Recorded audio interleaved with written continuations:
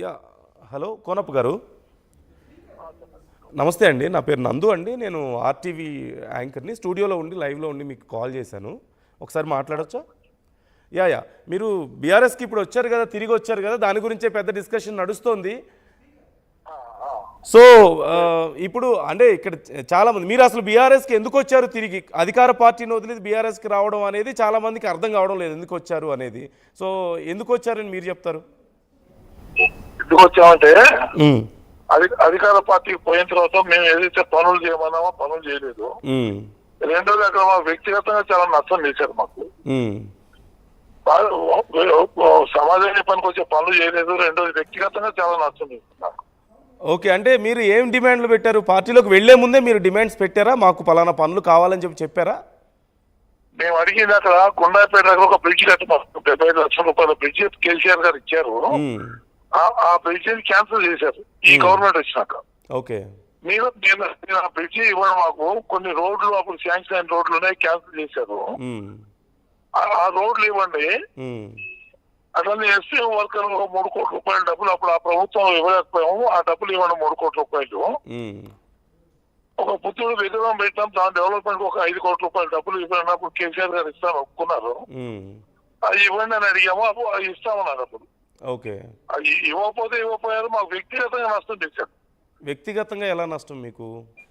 ఎట్లా నష్టం అంటే మా అపోజిషన్ ఎవరైతే ఎమ్మెల్యే ఉన్నాడో అతను ప్రెస్ మీట్ పెట్టి నాకు 10 కోట్ల రూపాయల డబ్బులు ఇచ్చారు పార్లమెంట్ ఎలక్షన్ లో, అవి నేను వాడుకున్నాను, అందుకోసమే పార్టీ నన్ను పక్కన పెట్టిందని చెప్పి ఆరోపణ చేశారు.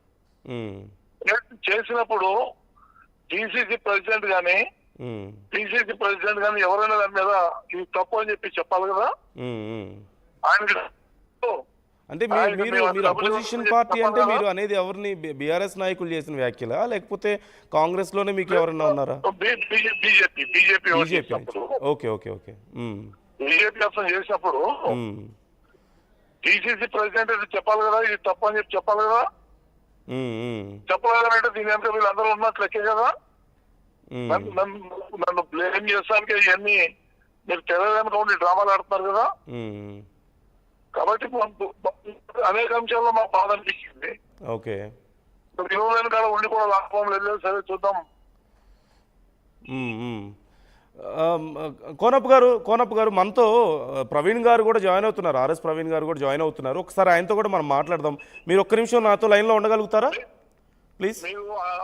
ఆయనకి నాకు మీరు ఇట్లా టెలిఫోన్ లో పెట్టి లేని అంశాలు మాకు ఇబ్బంది పెట్టద్దు.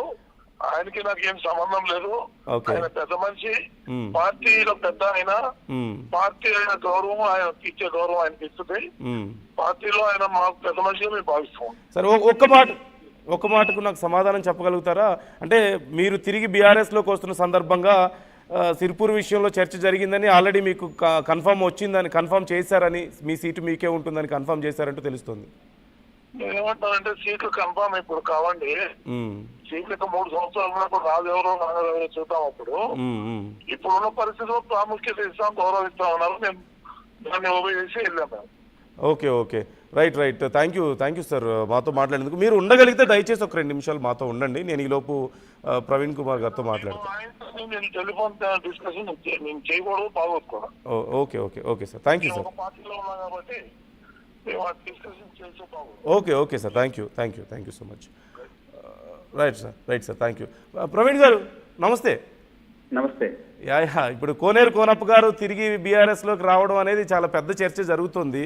సో మీ ఫస్ట్ కామెంట్ ఏంటి? పార్టీ అనేది ఒక సముద్రం అండి. పార్టీ అనేది ఒక నది లాంటిది. ఎందరో మంది వస్తుంటారు, పోతుంటారు. సో పార్టీ రకరకాల ఏమంటారు, పార్టీ తీసుకున్న నిర్ణయాన్ని పార్టీలో ఉండే సభ్యులందరూ కూడా గౌరవించాలి. దాంట్లో నాకు ఏమాత్రం కూడా అనుమానం లేదండి. సో పార్టీ నిర్ణయాన్ని గౌరవిస్తాం తప్పకుండా.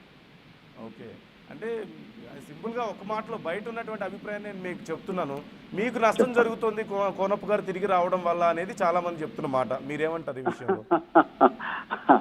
నేనైతే అలా అనుకోవడం లేదండి. సో నేను సిర్పూరు ప్రజలు వాళ్ళు నేను ఇంత ముందు కూడా మీకు చాలాసార్లు చెప్పాను. మ్మ్.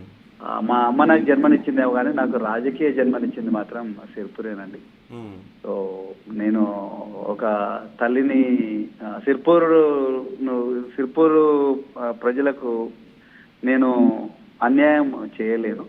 సో ఒక తల్లికి ద్రోహం చేసినట్టు అన్యాయం చేస్తే, సో కొనప్ప గారు వారు కూడా చాలా సీనియర్ రాజకీయ నాయకులు, మరి వారు ఈ రకరకాల కారణాల వల్ల ఆ పార్టీని వీడారు. సో మళ్ళీ ఆ పార్టీ మీద కేసీఆర్ గారి మీద గౌరవంతో వాళ్ళు మళ్ళీ వారు పార్టీ లోపలికి వచ్చారు. సో పార్టీ కూడా ఆహ్వానించింది.